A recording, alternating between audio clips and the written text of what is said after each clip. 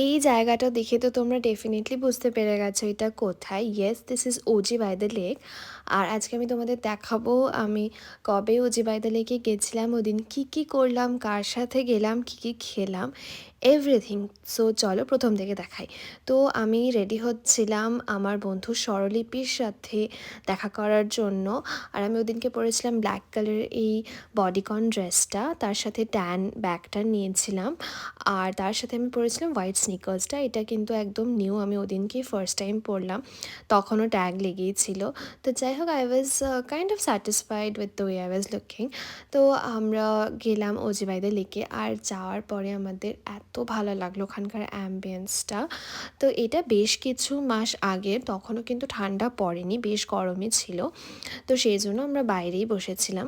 আর এই জায়গাটাতে ছবি বা ভিডিও করার জন্য তো রীতিমতন ওখানে কিউ থাকে। এবারে বলি আমরা কবে গেছিলাম। আমরা গেছিলাম, আমাদের মেন যেটা ইন্টেনশন ছিল সেটা হচ্ছে বা প্ল্যান ছিল, বিকজ তার পরের দিন কি আমার বন্ধু স্বরলিপির বার্থডে ছিল, so we wanted to celebrate. তো সেই জন্য আমি ওর জন্য একটা বেন্টো কেক অর্ডার করেছিলাম। আর কেকটা না আসার সময় এরকম একটু হয়ে গেছিলো, but anyway we had a lot of fun. আমরা ফার্স্টে অর্ডার করেছিলাম fish batter fry with French ফ্রাইজ। তার সাথে আমরা ওদের একটা স্পেশাল চিকেন ডাম্পলিংস অর্ডার করেছিলাম। আর এই ফিশ ব্যাটার ফ্রাইটা না আলাদাই একটা রেকগনিশন ডিজার্ভ করে। It was one of the actually না, it was the best fish batter fry I've ever had. এটা কোনো প্রমোশনাল বা কোলাবোরেশন ভিডিও নয়, আই লাভড দেয়ার ফুড। তার সাথে আমরা নিয়েছিলাম সুইট লাইম সোডা, আর তার সাথে নিয়েছিলাম চিকেন পিৎজা।